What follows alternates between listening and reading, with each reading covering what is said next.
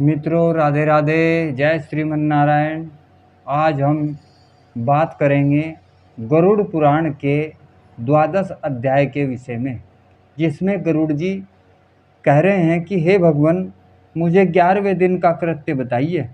श्री भगवान उत्तर में कहते हैं कि 11वें दिन प्रातः काल जल स्थान पर जाकर वहाँ बड़े प्रयत्न से परलोक संबंधी की क्रिया करें। वेद और शास्त्रों के ज्ञाता ब्राह्मणों को निमंत्रण दें, नमस्कार करके प्रेत की मुक्ति की प्रार्थना करें, परलोक संबंधी क्रिया करें। ज्ञाता आचार्य भी स्नान संध्या क्रम से पवित्र होकर विधि पूर्वक 11वें दिन की क्रिया करें। 10 दिन आमंत्रक प्रेत के नाम गोत्र द्वारा श्राद्ध कर तदनंतर 11वें दिन मन्य सहित प्रेत को पिंडदान दे। सुवर्ण की विष्णु की प्रतिमा और चांदी की ब्रह्मा की प्रतिमा और तांबे की रुद्र की प्रतिमा और लोहे की यम की प्रतिमा पश्चिम दिशा में गंगा जल सहित विष्णु कलश रख ऊपर से पीतांबर वस्त्र से समन्वित विष्णु को स्थापित करे। पूर्व दिशा में दूध तथा जल सहित ब्रह्म कलश को स्थापित कर सफ़ेद वस्त्र से ढके हुए ब्रह्मा को स्थापित करे। उत्तर दिशा में मधु और घी सहित रुद्र कलश को रख वस्त्र से वेष्टित कर रुद्र प्रतिमा को स्थापित करे। तीर्थ जल से दक्षिण दिशा में यम कलश को स्थापित कर काले वस्त्र से समन्वित यमराज की प्रतिमा को स्थापित करे। मध्य में मंडल बनाकर उसके ऊपर कुशा का पुतला स्थापित कर पुत्र दक्षिणाभिमुख हो अपसव्य द्वारा तर्पण करे। ब्रह्मा, विष्णु, शिव, धर्म इन सबको वेद मंत्र से तर्पण तथा होम कर 10 घट आदि श्राद्ध का आचरण करे। पितरों के उद्धार के लिए गोदान दे और कहे कि हे माधव, मैंने यह गौ तुम्हारे प्रिय तीर्थ दी है, इसीलिए प्रसन्न हो जाओ। वस्त्र, आभूषण, वाहन आदि जो जो वस्तु प्रेत को प्रिय हो वह दे तथा घृत से भरा कांस्य पात्र तथा सभी धान्य भी दान करे। अंत समय में तिल आदि महादान न दिया हो तो सैया के समीप रख सब दान करे। ब्राह्मण के चरण का प्रक्षालन तथा वस्त्र आदि से अर्चन कर सिद्धा अन्न, लड्डू, मालपुआ, दूध आदि दान दे। उप अस्कर सहित सुंदर सैया पर सोने की विष्णु प्रतिमा रख पूजन कर सविधि मर्तक सैया का दान करे। मैंने प्रेत सैया को प्रतिमा सहित वस्त्र आभरण सहित तुमको हे विप्र निवेदन किया। इस प्रकार कह कुटुंब वाले ब्राह्मण को सैया दान कर उस ब्राह्मण की प्रदक्षिणा तथा नमस्कार कर विसर्जन करें। इस तरह सैया दान तथा 9 दिन के पिंड दान देने तथा वर्षोत्सर्ग विधान द्वारा प्रेत परम गति को जाता है। 11वें दिन सविधि वर्षोत्सर्ग करे, पर यह वर्ष कैसा हो? अंगहीन, रोगी, बालक इत्यादि दोष से रहित होना चाहिए, जिसके लाल नेत्र पिंगल हैं, श्रृंग तथा खुर लाल हो, पेट श्वेत, पीठ काली हो। ऐसे वर्षभ को ब्राह्मण वर्षोत्सर्ग में लेवे। लाल वर्ण का वर्षभ अक्षत्रिय को, पीत वर्ण का वर्षभ वैश्य को और कृष्ण वर्ण का वर्षभ शूद्र को कहा है। जो वर्षभ संपूर्ण अंग में पीत वर्ण है, पूंछ तथा पैर में श्वेत वर्ण है, उसको पिंग वर्ष कहें। वह पितरों के प्रेम को बढ़ाने वाला है। जिसके पैर, मुख, पूंछ सफ़ेद हो तथा अन्य सब अंग लाल रंग के समान हो, उसको नील वर्ष कहते हैं। जो शरीर के वर्ण से तथा मुख में, पूंछ में सफ़ेद है, खुर पीत वर्ण का है, वह रक्त नील वर्ष कहा जाता है। शरीर में एक वर्ण है, पूंछ तथा खुर में पीत वर्ण है, उसको नील पिंग वर्ष कहते हैं। वह पूर्वजों का उद्धारक हो जाता है। जिसके कबूतर जैसा वर्ण ललाट में तिलक है, उसको वर्ष नील वर्ष कहते हैं। उसको वभ्रू नील वर्ष कहते हैं। जिसके सब अंग नील तथा नेत्र द्वय लाल हैं, उसको महानील वर्ष कहते हैं। ये नील वर्ष 5 प्रकार के हैं। नील वर्ण वर्ष उत्पन्न हो तो उनके घर में रक चिन्ह कर अवश्य छोड़ें। इनमें एक प्राचीन इतिहास है। बहुतेरे पुत्र हो तो उनमें से कोई भी पुत्र गया जाए और 8 वर्ष की कन्या का विवाह करे और नील वर्ष का त्याग करे। पिता के लिए वर्षोत्सर्ग तथा गया श्राद्ध करे वही पुत्र है, अन्यथा विष्ठा सदर्श जाने। जिनके पूर्वज लोग रौरव आदि नरक में हैं, उनके लिए वर्षोत्सर्ग करने से 21 पीढ़ी तक का उद्धार हो जाता है। पितृ आदि स्वर्गलोक में गए हैं, फिर से वर्षोत्सर्ग की चाहना करते हैं। कहते हैं कि हमारे कुल में किसी पुत्र के भी वर्षोत्सर्ग करने मात्र से हम लोगों की सद्गति हो जाएगी, क्योंकि सब यज्ञों से यह वर्षोत्सर्ग हम लोगों को मुक्ति देने वाला है। क्योंकि सब यज्ञों से यह वर्षोत्सर्ग हम लोगों को मुक्ति देने वाला है, इसीलिए पितरों की मुक्ति के लिए वर्षोत्सर्ग करें। वह कहे हुए विधि विधान से करें। ग्रहों की स्थापना कर, उन मंत्रों से पूजन कर, शास्त्रीय विधि से होम कर, वत्स की माताओं का पूजन करें। वहाँ वत्स और वत्सी को कंकण बांध विवाह विधि से स्तंभ रोपण करें।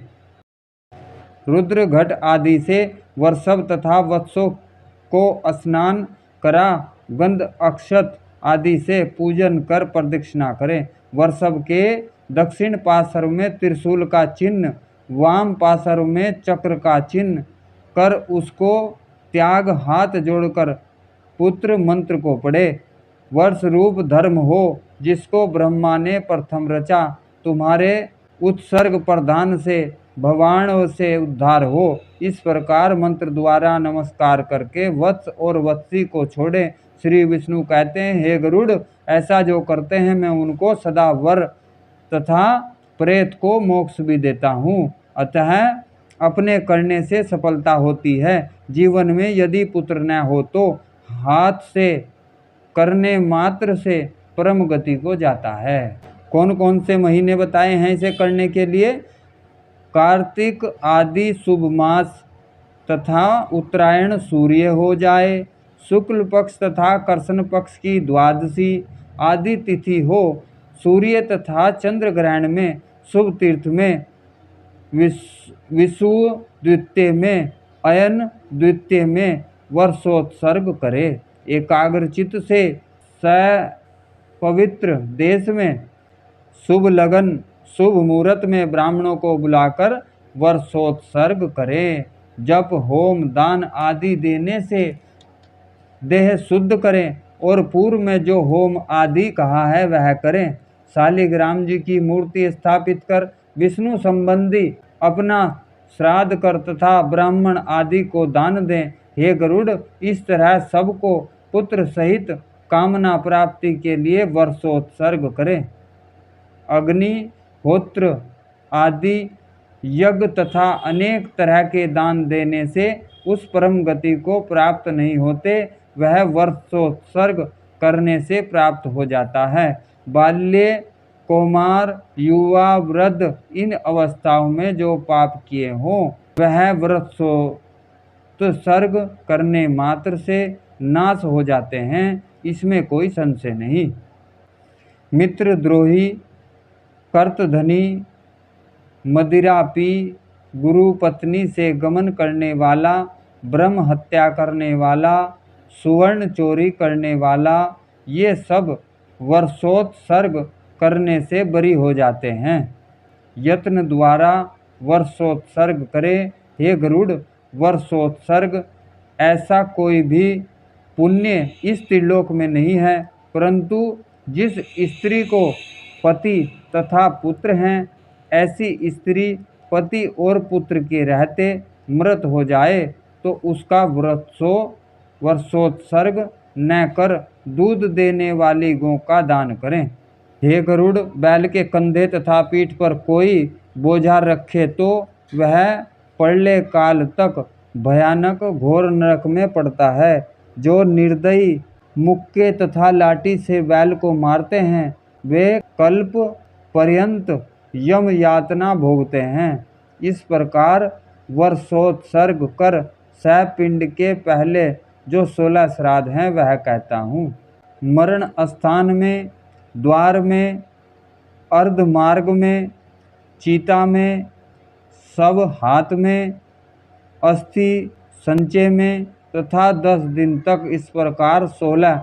यह प्रथम मलीन नाम 16 पिंड कहा। अब तुमको अन्य 16 पिंड दान विधि कहता हूँ। प्रथम पिंड विष्णु को, दूसरा पिंड शिव को, तीसरा सपरिवार यम को दें, चतुर्थ पिंड चंद्रमा को, पंचम पिंड अग्नि को, छठा कव्यवाह को और 7वां पिंड काल को देवें। 8वें पिंड रुद्र को, 9वां पिंड परमेश्वर को, 10 पिंड प्रेत को, 11वां पिंड विष्णु को, 12वां ब्रह्मा को, 13वां विष्णु को, 14वां शिव को, 15वां यम को देना चाहिए। हे गरुड़, 16वां पिंड तत्पुरुष को देवें। तत्ववेत्ता इसको मध्य षोडशक कहते हैं। 12 महीने के 12 पिंडदान, पाक्षिक, त्रैपाक्षिक, न्यून षाण्मासिक, ऊनाशब्दिक, मैंने उत्तम षोडशी तुमको कहा। हे गरुड़, 11वें दिन चरु का सर्पण कर पिंडदान देवें। इस प्रकार 48 श्राद्ध कहा। यह श्राद्ध विधि पूर्वक जिनका किया जाए उनको प्रेतत्व कमी नहीं होता तथा पितरों की पंक्ति में सम्मिलित हो जाता है। पितरों की पंक्ति में प्रवेश होने के लिए 3 षोडशी श्राद्ध करें। इन श्राद्धों के न करने से प्रेतत्व बना रहता है। अब तक षोडश त्रय श्राद्ध नहीं होते जब तक पुत्र आदि के किए हुए अन्य श्राद्ध आदि प्रेत को नहीं मिलते। इसलिए पुत्र को षोडश त्रय श्राद्ध विधिवत करना चाहिए। यदि पुत्र न हो तो स्वामी का श्राद्ध स्त्री या अन्य करे, जिससे उसको अनंत फल मिलता है। जो स्त्री परलोक संबंधी मृत पति के ओधर्व देहादि अक्षयः पाक्षिक श्राद्ध आदि करती है वह सती है। वह पतिव्रता सती उपकारार्थ स्वामी के लिए करती है, अतः उसका जीवन सफल है, क्योंकि मरे हुए स्वामी को भजती है। जो प्रमाद से अग्नि या पानी में डूबकर मर गया, उसका भी सब कर्म विधि पूर्वक करें। प्रमाद से, इच्छा से, सर्प काटने से मर गया हो, तब शुक्ल पक्ष की तथा कृष्ण पक्ष की दोनों पंचमी के दिन नागदेव की पूजा करें।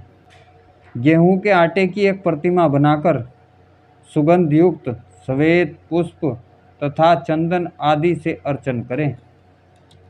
धूप, दीप, चावल, तिल चढ़ावें तथा कच्चा आटा और दूध रख देवें। यदि शक्ति हो तो सुवर्ण नाग बनाकर ब्राह्मण को दान देकर नमस्कार कर कहे कि इस नागराज के दान देने से नागराज हम पर प्रसन्न हो। इस प्रकार नागराज की पूजा कर अकाल में मरने वाले के निमित्त नारायण बलि करें, जिसके करने मात्र से प्रेत सब पापों से मुक्त हो स्वर्गलोक में जाते हैं। इस तरह सब क्रिया कर प्रतिदिन जल पूर्ण घट अन्न सहित दान करें, या 360 घट, 360 पिंड, 360 जलांजलि देवें। 11वें दिन पिंडदान कर 12वें दिन सैपिंडी श्राद्ध कर शय्यादान तथा पददान सूतक निवर्ति में करें। जय श्रीमन्नारायण।